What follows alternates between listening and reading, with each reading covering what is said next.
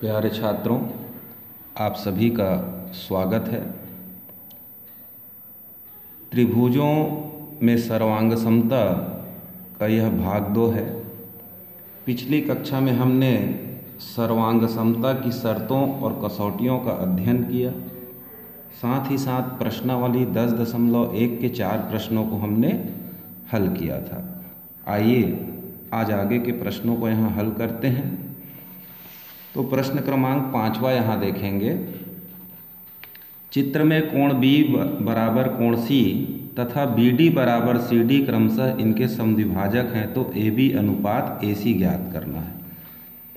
तो हम इस चित्र को यहाँ पर बना लें। ये AB और AC। तो कोण B बराबर कोण C बताया गया है। तो जब किसी त्रिभुज के दो कोण बराबर हों तो उनकी सम्मुख भुजाएं भी आपस में बराबर होती हैं। यानी कोण B बराबर C दिया है, इसलिए AB बराबर क्या होगा? AC। तो हमें AB अनुपात AC निकालना है, यानी AB बटे AB लिख सकते हैं। AC के जगह भी AB लिख सकते हैं। AB कट गया, मतलब 1:1 इसका आंसर हो जाएगा। ठीक है। तो इसमें BD और CD इनके समद्विभाजक हैं, इनका यहाँ पर कोई उपयोग हमको करने की आवश्यकता नहीं है। ठीक है। क्या कारण हुआ?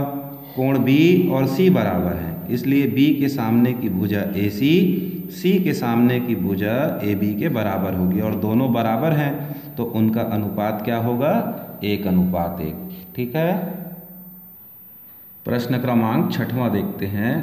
निम्न त्रिभुज के युग्मों को देखकर बताइए कि प्रत्येक चित्र में कौन सी सर्वांग समता की कसौटी लागू होती है। ठीक है। तो हम पहला चित्र यहाँ देखते हैं। दो त्रिभुज दिया गया है। अब ये बराबर लगा है इस त्रिभुज में, और यहाँ भी बराबर का चिन्ह लगा है, मतलब ये भुजा दोनों त्रिभुज के बराबर है। इसमें एक लाइन खींचा गया है इस भुजा में, इस भुजा में भी एक लाइन खींचा गया, मतलब ये भी भुजा बराबर है। और यहाँ इस प्रकार का चिन्ह लगा रहता है या वर्ग बना होता है, तो ये समकोण होता है। तो समकोण, ये दोनों के कर्ण बराबर, साथ ही साथ एक भुजा बराबर। तो यहाँ कौन सा कसौटी लगा? समकोण कर्ण भुजा सर्वांग समता। तो पहले में क्या लिखेंगे? समकोण कर्ण भुजा सर्वांग समता, या इसी को RHS कॉन्ग्रेंस भी कहेंगे। ठीक है। देखिए दूसरा डायग्राम देखते हैं। तो दूसरे डायग्राम में दो रेखाएं एक दूसरे को काटती हैं और इस प्रकार का दो त्रिभुज बना है। तो इस त्रिभुज के नाम से देखा जाए तो OA OD के बराबर बताया गया है। दोनों में समान चिन्ह दिया है, मतलब ये दोनों बराबर होंगे। ठीक है। तो OA बराबर क्या हुआ? OD। इसी प्रकार OB बराबर क्या बताया गया है? OC। और ये चूंकि शीर्षा भी मुक्कोण है और समान चिन्ह भी लगाया गया है, यानी दोनों कोण भी बराबर हैं। तो दो भुजा एक कोण बराबर है, तो यहाँ सर्वांग समता की कौन सी कसौटी होगी? जरा सोचिए। ठीक, SAS सर्वांग समता कहेंगे, यानी भुजा कोण भुजा सर्वांग समता। राइट। अब देखते हैं चित्र क्रमांक 3 में। जी, ये कोण में डबल लाइन लगा है, इस कोण में भी डबल लाइन लगा है, मतलब ये कोण आपस में बराबर है। फिर ये भुजा बराबर दिखाया गया है, फिर यहाँ कोण का चिन्ह एक जैसा लगा है, यानी कोण भी बराबर है। तो कोण भुजा कोण सर्वांग समता की कसौटी यहाँ लगेगी। तीसरे में ASA सर्वांग समता कहेंगे, या कोण भुजा कोण सर्वांग समता कहेंगे। ठीक। अब देखते हैं चित्र क्रमांक 4 में। देखिए, तो यहाँ ये कोण बराबर दिखाया गया, ये कोण भी बराबर दिखाया गया, ये भुजा बराबर दिखाया गया। तो कोण कोण भुजा सर्वांग समता कहेंगे। कौन सा कहेंगे? कोण भुजा कोण सर्वांग समता। तो AAS सर्वांग समता होगा इसमें। फिर 5वें चित्र में देखिए, इसमें 3 लाइन लगा है AC में, तो इस PR में 3 लाइन लगा है, यानी AC PR के बराबर है। AB में डबल लाइन है, PQ में डबल लाइन है, यानी ये दोनों बराबर हुए। और तीसरे में सिंगल लाइन दिख रहा है BC और QR में, यानी भी बराबर हुआ। भुजा बराबर, फिर भुजा बराबर, फिर भुजा बराबर। तो यहाँ कौन सी कसौटी का इस्तेमाल हुआ है जरा सोचिए। तो एस एस एस सर्वांग समता, भुजा भुजा भुजा सर्वांग समता कसौटी से दोनों त्रिभुज क्या हैं, सर्वांग सम है। ठीक, 7वां प्रश्न पढ़ते हैं। त्रिभुज ए बी सी सर्वांग सम त्रिभुज पी क्यू आर, ए सी बराबर 3x धन 2, पी आर बराबर 6x ऋण 13 तथा बी सी बराबर 5x हो तो क्यू आर का मान ज्ञात कीजिए। देखते हैं इस प्रश्न को हल करके। तो 7वें प्रश्न में एक त्रिभुज ए बी सी सर्वांग सम त्रिभुज पी क्यू आर दिया गया है। ए बी सी सर्वांग सम त्रिभुज पी क्यू आर, इसलिए क्या होगा, ए बी बराबर पी क्यू होगा, बी सी बराबर क्यू आर होगा और ए सी बराबर क्या होगा, पी आर होगा। चूंकि त्रिभुज सर्वांग सम है इसलिए संगत भुजाएं कैसी होंगी, बराबर होंगी। अब प्रश्न में ए सी बराबर दिया है 3x धन 2 और पी आर बराबर दिया है 6x ऋण 3। तो यहाँ से चूंकि करके फिर इस्तेमाल करिए ए सी बराबर पी आर, और ए सी का मान प्रश्न में क्या दिया हुआ है, 3x धन 2 और पी आर का मान 6x ऋण 13। ठीक, अब इस दोनों को हम हल करेंगे। इसमें एक चर का इस्तेमाल हुआ है तो एक चर वाला रैखिक समीकरण है, तो पक्षांतर करिए। तो लिख देंगे पक्षांतर करने पर इधर 2 है, ऋण 13 को इधर लाएंगे, धन 13, 6x 3x को राइट हैंड साइड में ले गए तो ऋण 3x हुआ, 13 और 2 15 और 6x में 3x गया 3x, दोनों तरफ 3 से भाग दे दीजिए तो 3 पंचे 15 और इधर 3 एकम 3, तो x बराबर क्या आया, 15। अब बी सी बराबर हमको दिया है 5x, तो क्यू आर का मान निकालना है। तो यहाँ देखेंगे चूंकि त्रिभुज ए बी सी सर्वांग सम त्रिभुज है, मतलब बी सी बराबर क्या होगा, क्यू आर होगा। तो यहाँ से लिखेंगे चूंकि क्यू आर बराबर बी सी, और बी सी बराबर क्या दिया हुआ है प्रश्न में, 5x, और x का मान हमको 5 मिल गया है तो यहाँ पर x का मान 5 भर देंगे तो बी सी बराबर क्या आ जाएगा, 25। यही हमारे प्रश्न का उत्तर है, क्योंकि क्यू आर का मान ज्ञात कीजिए कहा गया था। तो ये प्रश्न थोड़ा परीक्षा में आने लायक है, हल करने लायक। ठीक है, एक बार और देखते हैं। चूंकि दोनों त्रिभुज क्या है, सर्वांग सम दिया गया है, इसलिए ए बी भुजा पी क्यू के बराबर, बी सी भुजा क्यू आर के बराबर और ए सी भुजा पी आर के बराबर हो जाएगा। अब चूंकि ए सी और पी आर बराबर हैं और प्रश्न में ए सी का मान 3x धन 2 और पी आर का मान 6x ऋण 13 दिया गया है, इस समीकरण को हल करने पर हमको x बराबर 5 प्राप्त होता है। अब हमको क्यू आर का मान निकालना है, तो क्यू आर बराबर बी सी ले लेंगे और बी सी बराबर प्रश्न में 5x दिया हुआ है, x का मान 5 भरते ही 5 पंचे 25 क्यू आर का मान प्राप्त होगा। ठीक,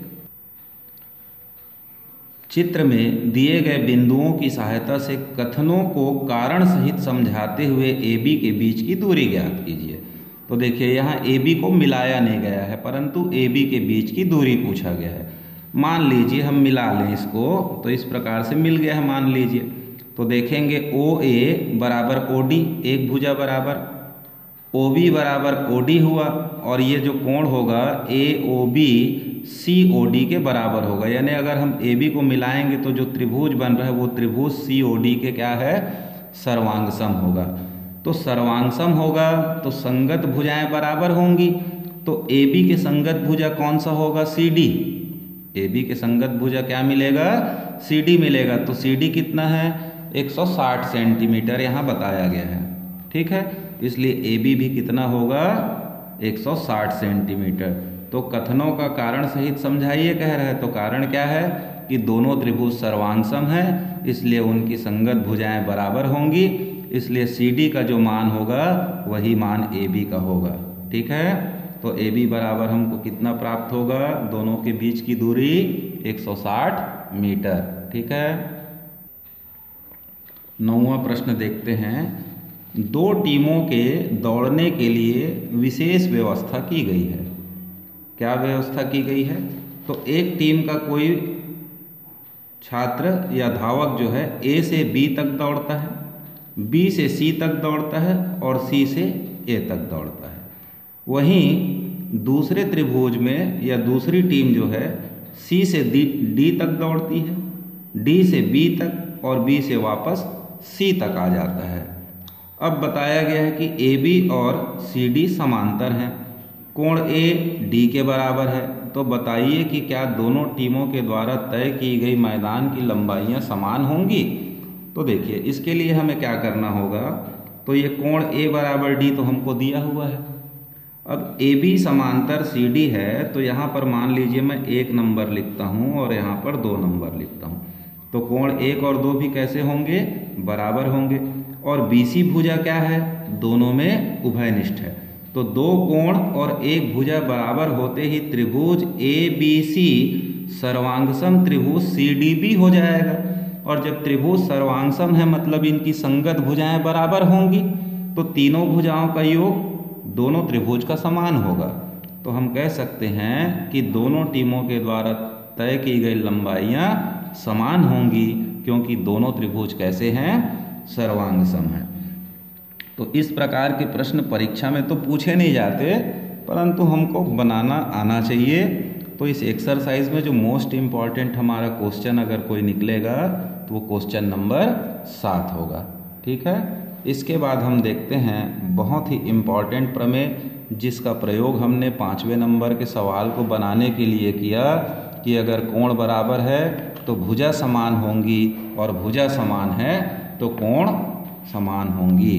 तो ये प्रमेय क्रमांक 10.3, किसी भी बराबर भुजाओं वाले त्रिभुज में सामने के कोण बराबर होते हैं, इसको मैं आपको सिद्ध करना सिखाता हूँ। ठीक है, ठीक। तो त्रिभुजों की सर्वांग समता में महत्वपूर्ण प्रमेय है, पुस्तक के अनुसार लिखा गया प्रमेय है कि किसी भी बराबर भुजाओं वाले त्रिभुज में उनके सामने के कोण बराबर होते हैं। किनके सामने के, जो भुजा बराबर है उसके सामने के। इसी प्रमेय को अथवा इस प्रकार से हम लिख सकते हैं कि किसी त्रिभुज में समान भुजा के सम्मुख कोण समान होते हैं। ठीक है, अब इसका हल देखेंगे तो हम सबसे पहले एक त्रिभुज बना लें।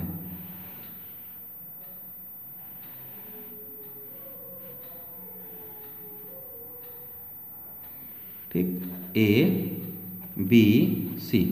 अब मान लेते हैं कि ए बी और ए सी कैसा है, समान भुजा है, क्योंकि प्रमेय में कहा गया है किसी भी बराबर भुजाओं, तो बराबर भुजाओं को लेना पड़ेगा और उनके सामने के कोण बराबर होते हैं, हमको सिद्ध करना है। यानी ए बी के सामने का कोण सी ए सी के सामने के कोण बी के बराबर होना चाहिए। तो दिया है, हमें क्या लिखेंगे,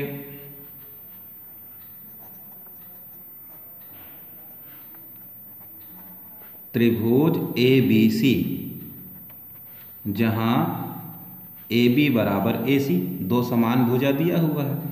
अब हमें सिद्ध करना है कि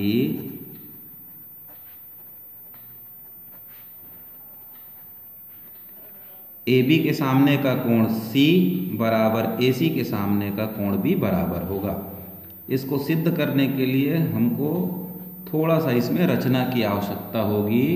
तो रचना हम इस प्रकार से करें कि इस कोण ए का अर्धक खींचिए। क्या खींचिए, कोण ए का अर्धक। अर्धक उसको कहते हैं जो कोण को 2 बराबर भागों में बांटा। तो यहाँ पर 2 ठो कोण बन गया और इसका नाम हुआ ए डी। ठीक, तो यहाँ लिखेंगे कोण ए का अर्धक